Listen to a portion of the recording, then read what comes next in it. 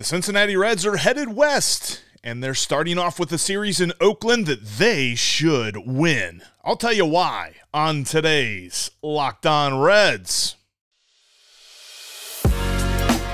You are Locked On Reds, your daily Cincinnati Reds podcast, part of the Locked On Podcast Network, your team every day.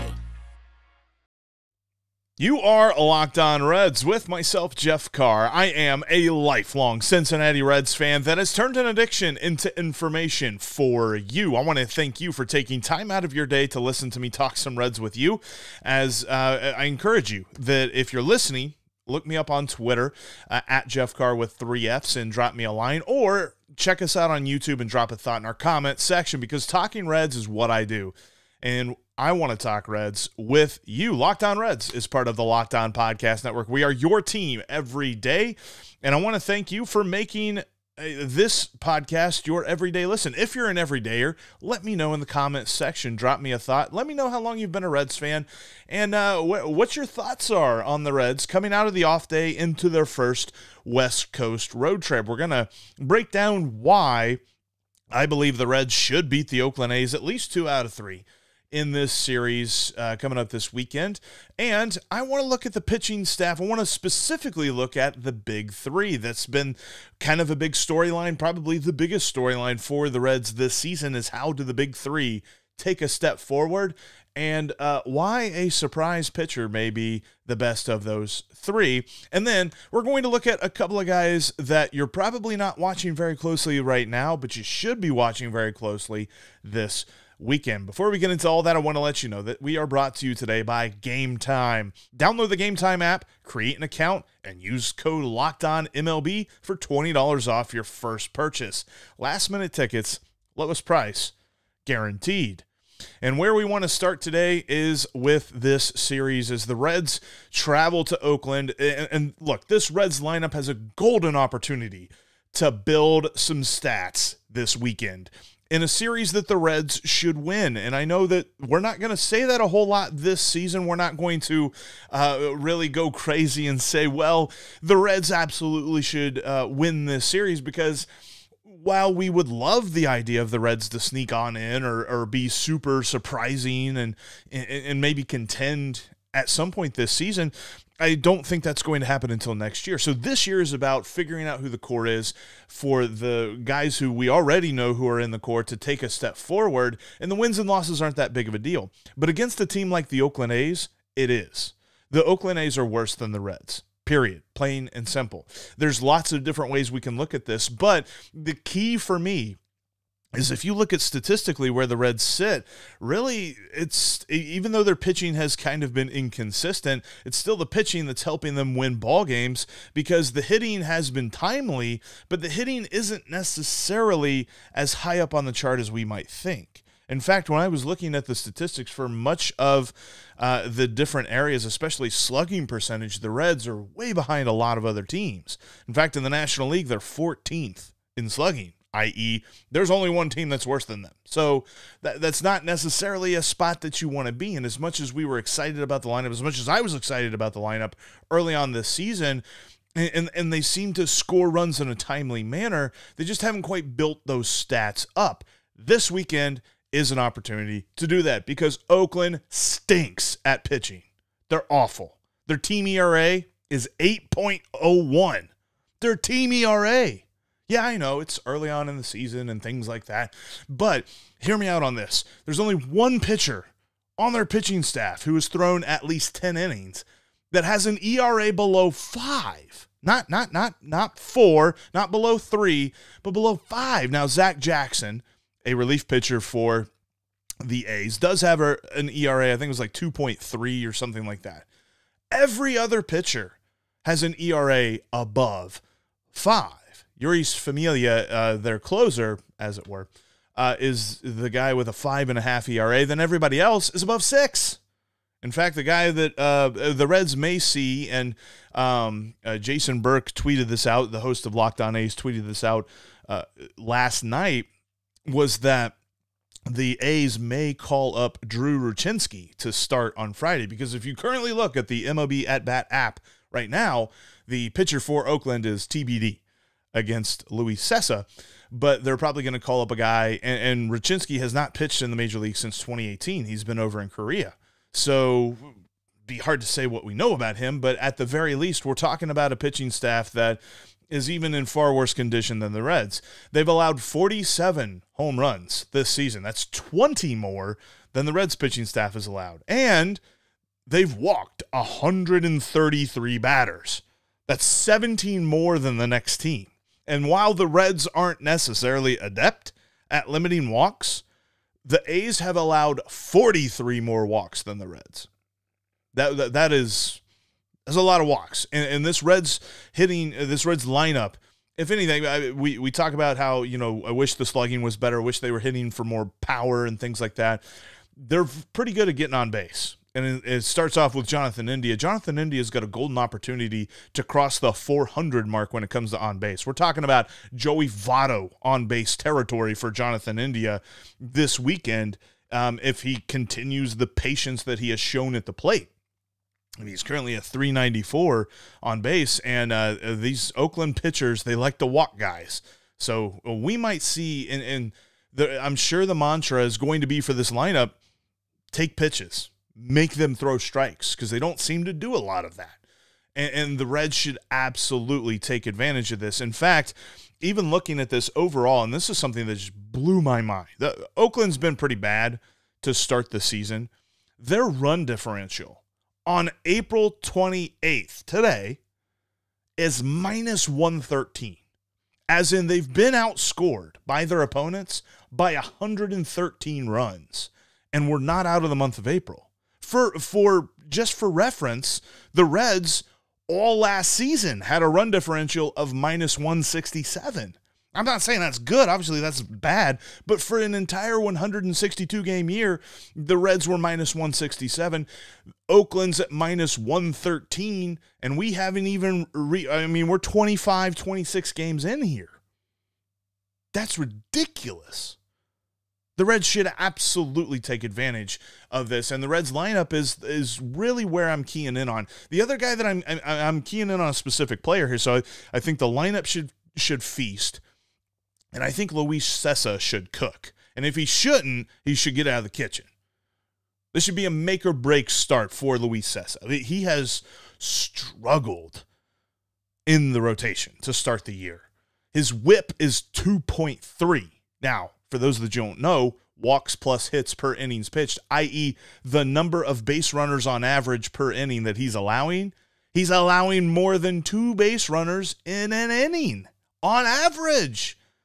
That might actually be more in some cases, and we've seen more in some cases. He's allowed a lot of hits, just way too many hits, and he doesn't have a whole lot of strikeouts. I think he's got 20 hits allowed, and he only has 7 strikeouts.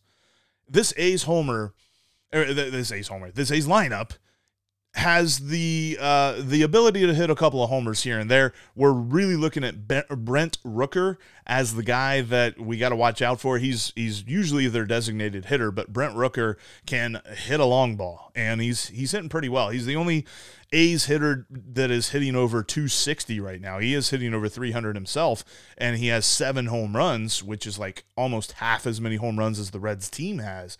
But he's the guy to look out for if you're Luis Cessa, or if you're Hunter Greene, or if you're Nick Lodolo, the probable starters for the Reds in the series. But this is a start tonight that Luis Cessa, we should know if he can cook, because if you can't cook against this A's team, you can't cook against anybody. You're not going to pitch well against anybody. So I got to see it from Luis Cessa tonight. It's got to be a good start. It can't be like 5 innings and 4 runs allowed and more walks than strikeouts, because that's not good. We want good. I want like 6 innings. I want a quality start. Let's put it this way. Expectation for Luis Cessa, quality start tonight. If not, the Reds should be looking for someone else to be in that rotation spot. And then, Saturday and Sunday as we look ahead, Greene and Lodolo should clean up. And I'll tell you why here in a few minutes specifically about them. But I look at this and I say it's a golden opportunity for Luis Cessa, and it's a golden opportunity for the Reds lineup to build some stats this weekend against a lowly Oakland A's team. Make no mistake about it. There's not a stat out there that I saw that says, yeah, man, the Reds should tread lightly in Oakland. They should feast. And I know they're about to go to San Diego, and San Diego is a much tougher team. But if you're the Reds, there's no such thing as looking ahead this year, right? We talked about maybe the Rangers got caught looking ahead. There's no such thing for that for the Reds. They should feast in Oakland. You know, Graham Ashcraft has been the class of the Cincinnati Reds pitching staff this season, especially even when we talk about the big three. And I'll tell you why coming up next. Before we get into that, I want to tell you about one of today's sponsors, and that is Game Time. Game Time is the app that I tell everyone to use. If you're looking for tickets to a game, and maybe you haven't already purchased those, you didn't buy them ahead of time. In fact, spoiler alert, I don't really buy tickets ahead of time. Unless they're like part of the season ticket package that I'm in. I usually like to go down to the ballpark, get some last tickets, see what's on the cheap, and I get on Game Time to do that. I always tell people, download that Game Time app. Most of the times, I will pull into my parking spot before I buy my ticket. Game Time is going to give you the best last-second deals. They've got the Game Time guarantee, which means if you find a ticket at a better price on a different app, they will refund you the difference 110%. They're that confident that they have the best deals. You got to check out Game Time today. You can look up tickets for the upcoming White Sox series. I know we're going to have the Mandalorian bobblehead on May 5th. Maybe you can get some tickets. I can't remember if you have to have a special ticket to get that, but maybe you do, and that's going to negate the whole Game Time thing. But if you want some last-second tickets to the White Sox series, you got to check out Game Time. In fact, download the Game Time app today and use the promo code LOCKEDONMLB for $20 off your first purchase. Is that right? You can get $20 off the lowest price guaranteed. Terms apply. Again, create an account and redeem code LOCKEDONMLB for $20 off. Download Game Time today. They have last-minute tickets. They've got the lowest price guaranteed. Coming up tonight, obviously, Reds and A's are set to do battle at 9:40 p.m. Eastern Time. Luis Cessa will be on the mound against TBD. Although, as I mentioned, Jason Burke over at Locked On A's says it may be Drew Rachinski getting the call-up from AAA to make his first MLB start since 2018. And you can catch every pitch of the Reds' hometown broadcast on SiriusXM. On the SXM app, simply search Reds. And thanks as always for making Locked On Reds your first listen every day. Every Dayers coming up on Monday. We will recap what we hope is a series win over the Oakland Athletics. I don't want to put a lot of it. I feel like I'm jinxing us. I really do. But I think that it'd be silly if the Reds lose this series. I do.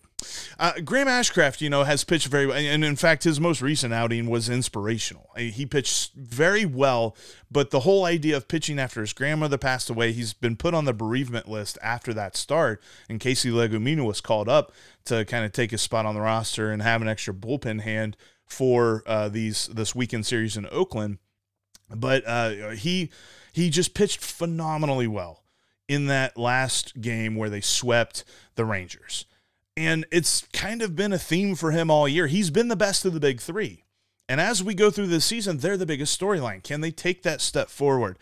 Can all three of them really? I'm not looking for seeing okay, who's going to be the best of the three and whatever. We won't care about those other guys. We want to see all three of them take a step forward. But right now, Graham Ashcraft's taken the biggest step.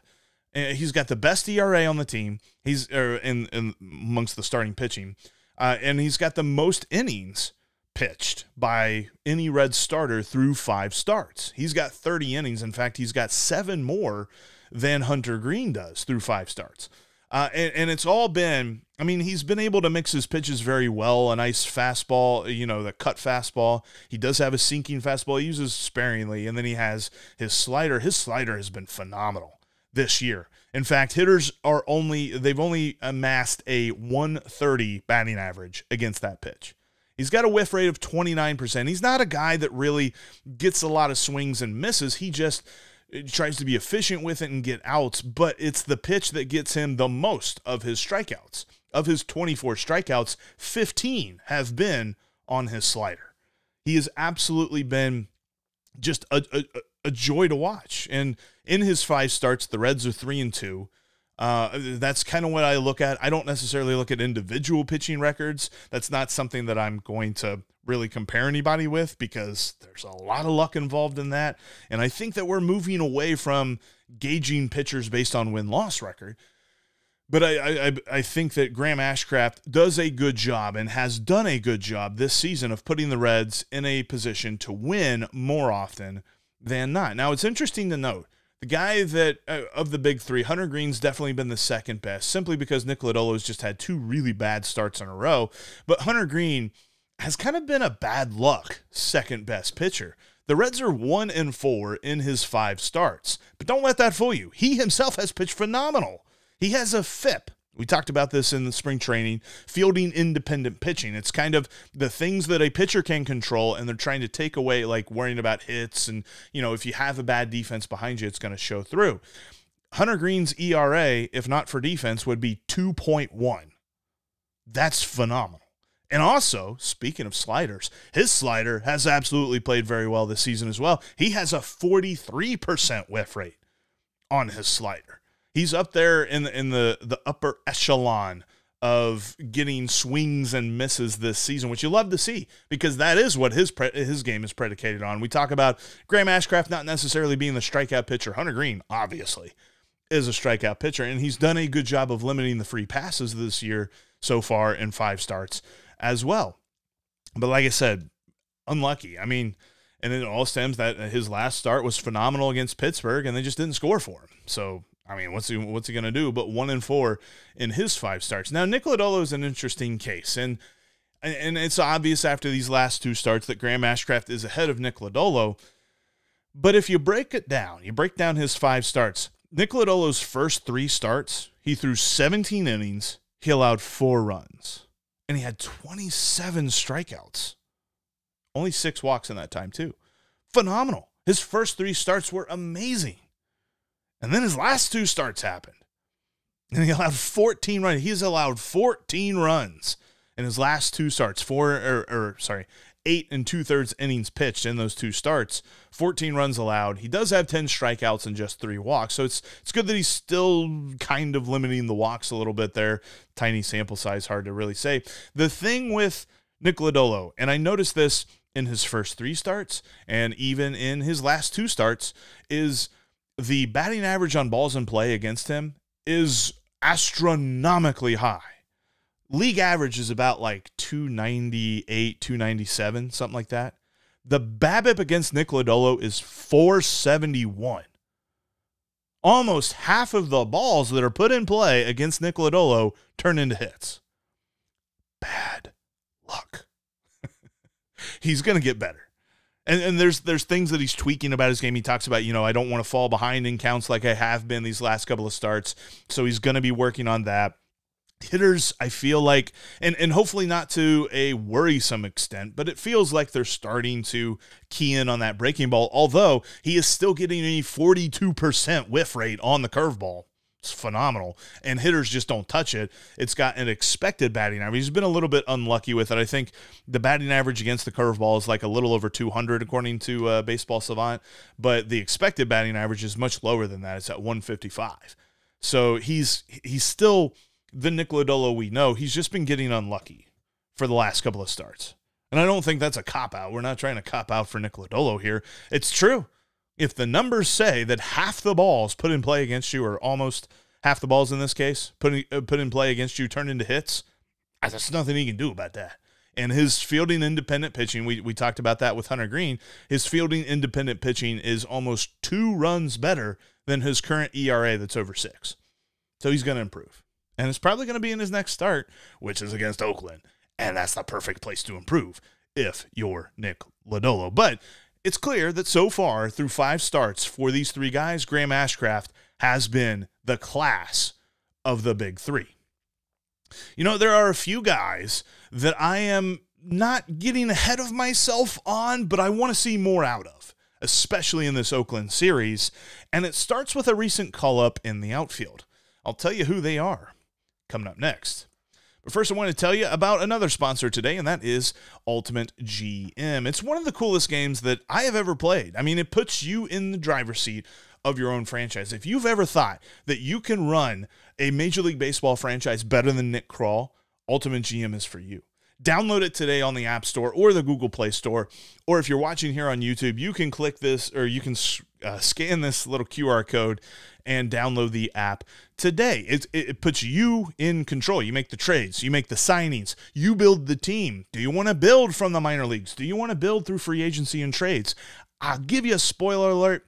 Whatever you do, you got to match the style of your coaches. The Fairfield Hoagies are completely bent on that. And if you haven't heard this before, if you're not an everydayer, Fairfield Hoagies is my ultimate GM team.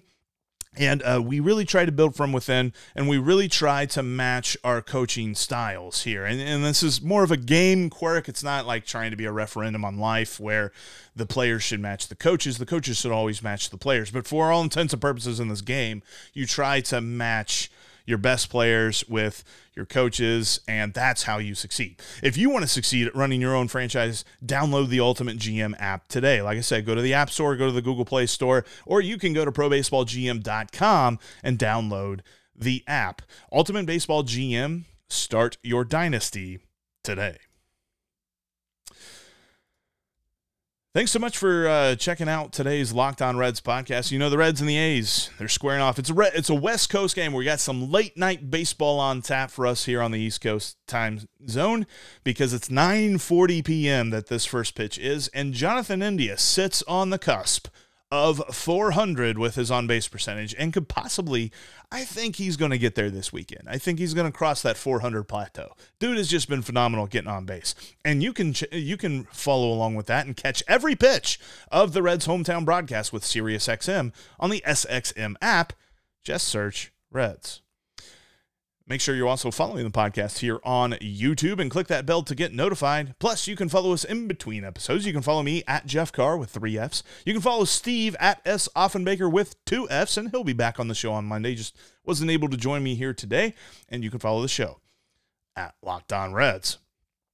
All right, there are a couple of guys that I'm keeping an eye out for this weekend that people aren't necessarily watching that closely. Like, obviously, we're watching Jonathan India. Want to see if he can cross the 400 on-base plateau just early on in the season, but it'd be nice to see that little number there next to his name.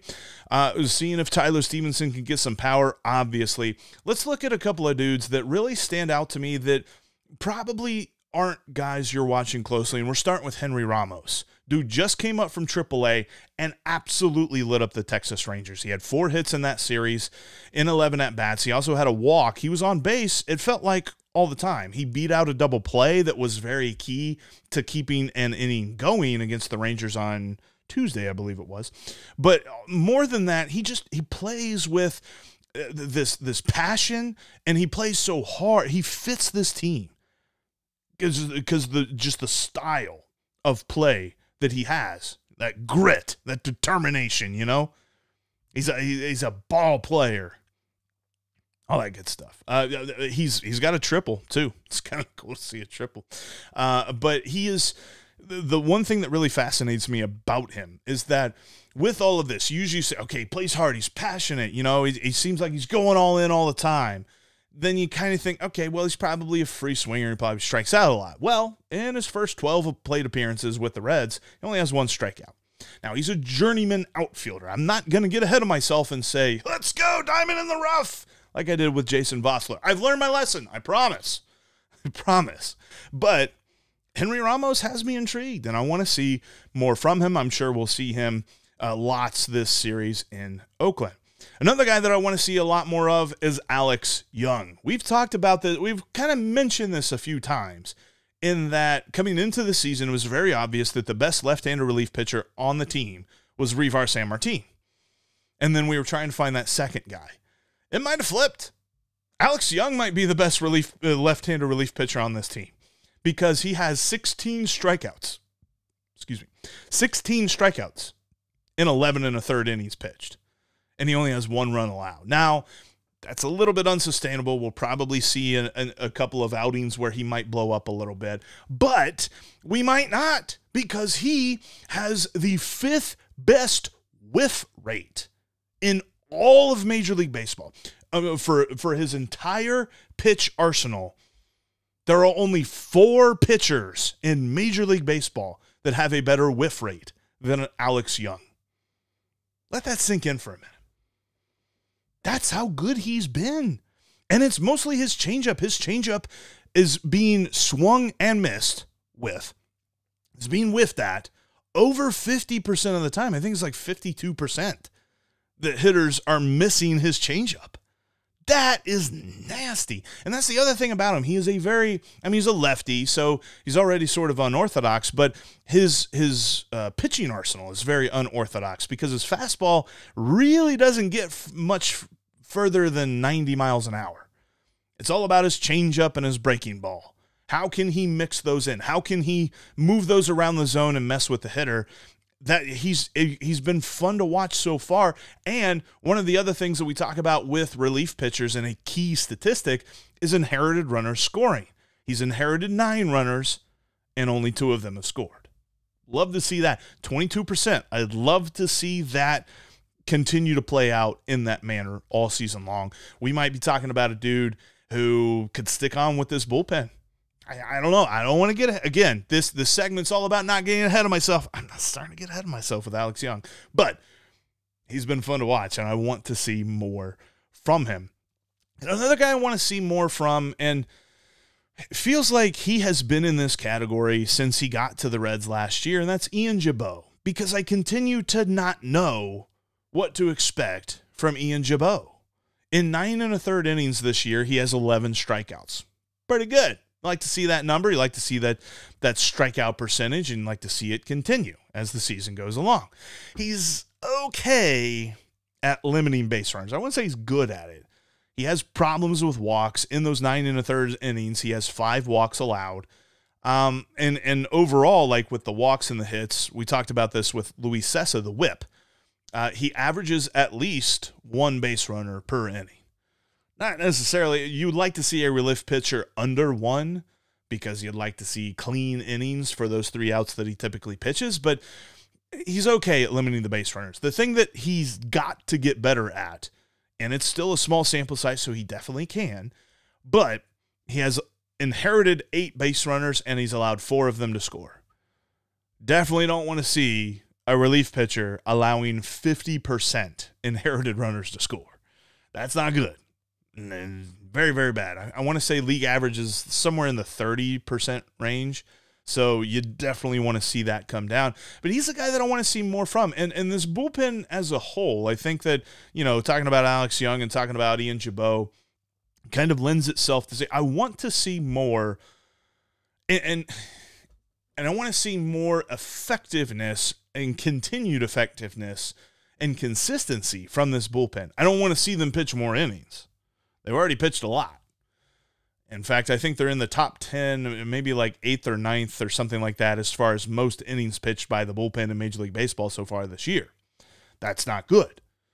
But what they have shown so far is intriguing because, like we mentioned the other day, Fangraphs does their own calculation for wins above replacement, and according to that calculation, the Reds had the second best bullpen according to Fangraphs wins above replacement. The only one that's better than them is Baltimore, and Baltimore looks really good this year. So it's interesting to see that number says that this Reds bullpen is actually a lot better than we think it is. The only problem is, for as good as a bullpen is, there is a limited amount of time that it is effective. We've seen it in the past. I feel like we were talking about this in 2018. I feel like we were talking about this in 2019, where early on in the season, we were seeing flashes of a decent bullpen, and then it just all came crashing down because they were used so often, so early. So we've got to see, and this has been a thing that I feel like I've just absolutely beaten into the ground, but we need to see the starters continuously go more innings, 6 innings, 7 innings, things like that. That's not the way the game is anymore, but they need to kind of offset the number of innings that they didn't pitch early on this season and maybe even it out. I'd like to see an average of 6 innings a start for our starters. I think that's a reasonable expectation in a baseball, in a Major League Baseball environment where most guys are going 110% for every pitch, so they last 5 innings, and then they're done. I don't necessarily want that to be the norm for the Reds. I'd like to see them do 6 innings and only have the bullpen get 9 outs in a game. But yeah, I really want to see some more from Henry Ramos. Loving what I see from Alex Young so far. Want to see more from him. And Ian Gibaut, who is he? Got to figure that out. Before we get out of here, don't forget you can catch every pitch of the Reds' hometown broadcast tonight against the A's at 9:40 p.m. Eastern Time with SiriusXM on the SXM app. Simply search Reds.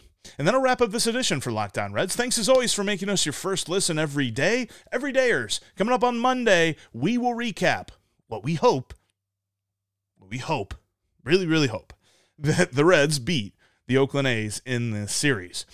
Make sure you check out Locked On Fantasy Baseball coming up next, because you can win your league by listening to Matt and Dom every day as they bring you the best fantasy baseball analysis. Check out Locked On Fantasy Baseball. It's just like Locked On Reds. We are part of the Locked On Podcast Network, your team every day. And as we go through this weekend, and who knows, I mean, we still haven't seen the roster call up for putting Will Myers on the injured list. Forgot to mention that earlier on in the episode. Will Myers did go on the injured list with his neck problems, but could it be Matt McLain? Who knows? We might be talking here pretty soon, because if Matt McLain gets called up, we're going to be pretty happy. But until then, we will be Locked On Reds every single day.